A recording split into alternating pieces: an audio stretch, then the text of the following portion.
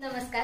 संपूर्ण महाराष्ट्रासह आपल्या जिल्ह्यातील व तालुक्यातील ताज्या घडामोडी मोबाईलवर पाहण्यासाठी तेज महाराष्ट्र वार्ताला जर तुम्ही युट्यूबवर पाहत असाल तर फॉलो आणि शेअर नक्की करा. जर फेसबुकवर पाहत असाल तर नक्की फॉलो करा. पंढरपूर तालुक्यातील रांजणी येथे मागील काही दिवसांपासून दूषित पाणी पुरवठा होत आहे.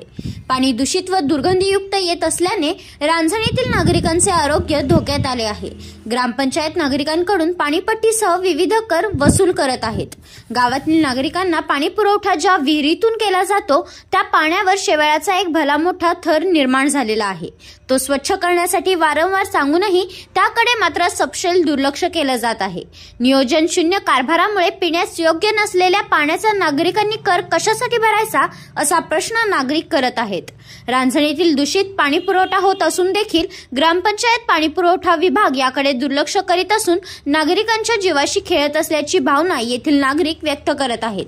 या दूषित पाण्यामुळे नागरिकांना अतिसार, जुलाब, पोटदुखी आदी आजारांना सामोरे जाण्याची वेळ येत आहे. दूषित पाण्यामुळे येथील नागरिकांचे आरोग्य धोक्यात आले आहे. ग्रामपंचायतच्या नियोजन शून्य कारभार आणि समस्यांकडे दुर्लक्ष करणारे कर्मचारी व अधिकारी यांच्यामुळे नागरिकांना त्रास सहन करावा लागत आहे. कर देऊनही नागरिकांना शुद्ध पाणी पिण्यास मिळत नाहीये.